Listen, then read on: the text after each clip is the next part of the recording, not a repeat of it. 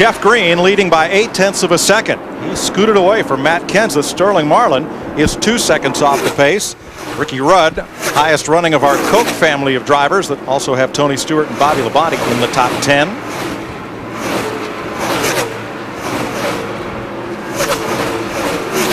And behind the wall, Michael Waltrip, Kyle Petty, and Dale Jarrett. Steve Park is at the track, continuing his recovery. Hope to see him back soon in a Winston Cup car.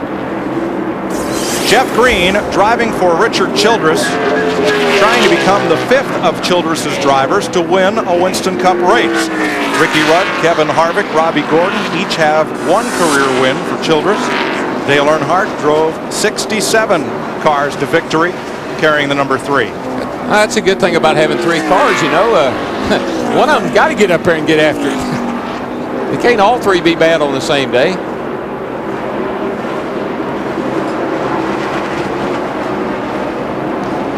Let's have a look back for the 8th place car. Bobby Labonte got back on the lead lap when Dale Jarrett lost his engine. He and Kenny Wallace have been running in tandem these last dozen laps or so. Labonte currently 8th. I'm just hoping there's nothing wrong with that car. They gonna be mad at me. Matt, what do you know? Well, Larry, I bet you were wondering about that 18 car, and Bobby Labonte is running some of his fastest laps of the day. He came on the radio about 15 to 20 laps ago and said, Jimmy, I apologize. The motor's not going bad. I think we've got maybe a cracked header. It has changed the pitch of the engine, much like Pocono last year where they had the same thing. So right now, he's just going to ride it out. I think now it's just a broken header. Failed. And let me tell you, a driver, he drives by feel, by what he feels, and he drives by sound. You don't necessarily have to have a tack, but if anything goes on in that engine, it changes the sound. It puts that driver on alert, and it makes him real nervous until he figures out what it is. Now the header is the first part of the exhaust pipe from the engine. If that cracks, how does it affect the motor? Well, if it's right against the cylinder head, it can actually hurt the power. But if it's away from the cylinder head, it's an aggravation. Yeah, the biggest thing is could put fumes in the car, could affect the driver.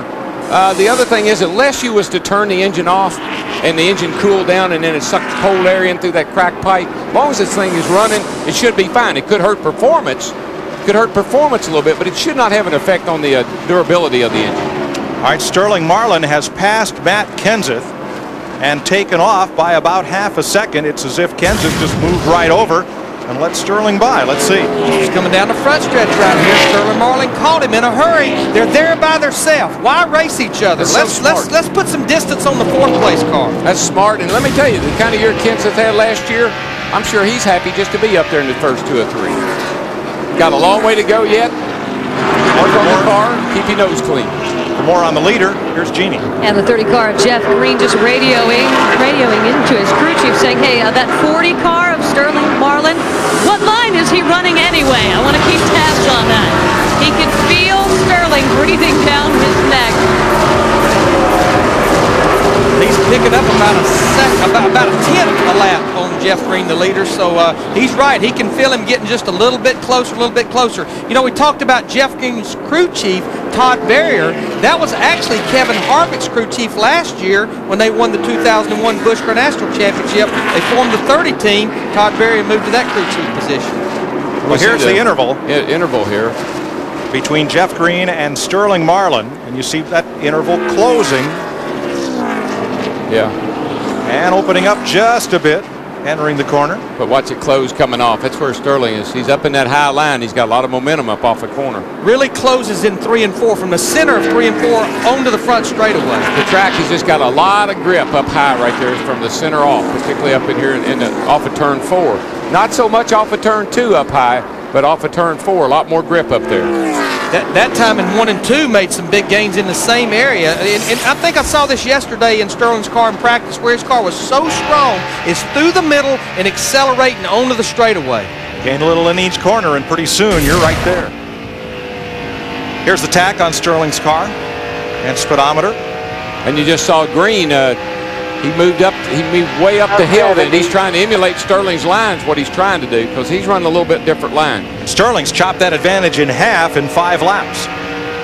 It's funny how those drivers, Larry, they see the leader or they see the guy they're chasing. If he could just have somebody like a rabbit how much he can pick up. But you and I both know here, you can only go as fast as your car will let you. You start overdriving it, you will not catch it. Yeah, but you know, your focus changes. You see the guy leading the race, and all of a sudden the car's not, you don't think about your car.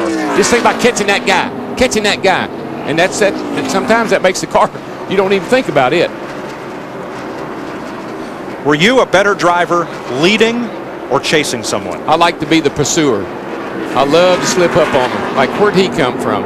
I always love to Earnhardt look in the mirror and say, now how'd he get up here? This pursuit right here, guys, it's just about over with. Sterling Marlin has caught Jeff Green at the end of the backstretch, headed into turn 3. Jeff Green been running that high line. Sterling going to stay with him here. Bring it down off the corner, back in the throttle. Jeff Green, the 30 car, wiggles a little bit right there. That's just because he's trying to get back in the gas a little sooner than he probably has been to hold Sterling off, but that ain't going to happen. Sterling Marlin beats him down in the corner, holds to the bottom, takes the lead on the back straightaway.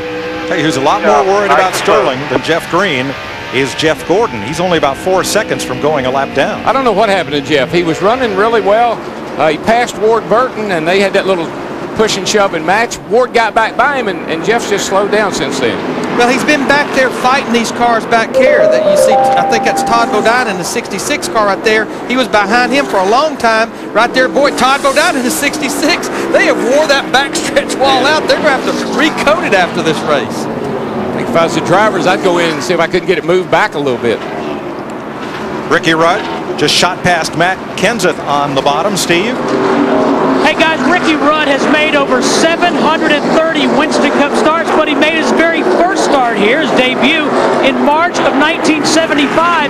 And to put that into perspective, 3 drivers in today's race weren't even born when Ricky made his first start.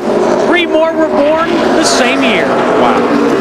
I got to give a call to Michael McSwain, Fatback, his crew chief. I mean, he was a lap down not that many laps ago. A little bit beyond what we thought he should do. They left him out there on those 10-lap tires. We talked about it. He got that track position, and now he's up there in 3rd position. Jeff Hammond, we still got a long way to go. We need to start thinking about how we're going to break these pit stops down between now and the end of the race. Well, I know you've been doing some calculating down there. Yeah, Larry, I've been looking to trying to get an idea about the guys need to stop at least 2 more times. And the way I'm looking at it, that pit window should fall around lap 253 for the leaders. If they go about 70 laps on this run, which gives them another 70-lap run, and get them like around lap 323 and then get them the rest of the way home. So this is a 393-lap race, 400 miles. And there's no question that's the best formula you could use is see how many laps we had to go when we pitted the last time and see if we can break that down into equal runs. Yeah, we really got to work on that because we've already seen tires are so critical here, but at the same time, getting in a lap or 2 early can be a big payoff on the other end, but if you stay out too long, you may lose too much ground to be able to make it up at the tail end of this race. Well, guys, I'm with you, all right, but I tell you, I'd stay out on this run as long as I could so I'd have the least amount of laps on my tires at the end of the race. So I don't know, what's wrong with Jeff Gordon anyway, Doc, you know? Well, and Jeff Gordon's up and down day right now. The car is simply loose. And he's going to need to make a pit stop to tighten it up a little bit so he can handle better than he is handling right now. Well, that answers that question. He's loose. The tough thing, though, for Gordon will be staying on the lead lap until he can make that stop. At lap 227, Sterling Marlin leads Jeff Green, Ricky Rudd, and Matt Kenseth in the Subway 400 on Fox. Me too. The Subway 400 on Fox is brought to you by Lowe's Home Improvement Warehouse. Lowe's, improving home improvement. By Pepsi Cola, experience the joy of Pepsi. By Enterprise Rent-A-Car, we'll pick you up. And by Miller Lite, grab a Miller Lite. It's Miller time. All those notes on race strategy for pit stop.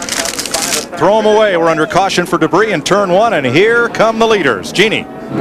Well, Jeff Green has some great concerns about how this car is running because he's pretty pleased. He said it's just a little bit free coming off the corner. So what they're going to do is, of course, give him 4 tires, but the 2 rear tires, they're going 1 pound down. That's it. Dick Berggren? Matt Kenseth has slipped out of the lead. The problem, the car was loose coming off the corners. They have put the wrench in the back end, tightened it up. To Matt. And Bobby Labonte enters pit road in 6th. They made a chassis adjustment to Steve. Sterling Marlin on pit road, left side tires coming off, now going back on. No chassis adjustments to the 40. The 20 of Tony Stewart, 1 pound down at both rear tires. Spoke to the booth. 232 laps complete, 161 to go. What does that do to our pit strategy? Well, we had to create some new. You threw our other strategy away. But what I'm saying, that's going to be about 160 laps. We already seen earlier where they went almost 90 laps on a set of tires. So I'm going to say one more stop. Should we be green the rest of the way? About 80 laps a run. We're at that point in the race where there's going to be some action, I think. More cautions. More caution. Cautions breed caution. Cautions breed cautions. And Pierre Debris threw away your strategy there, buddy. Well, I'm used to my strategy being thrown away. You threw it away all the time on Hammond. We're out of here.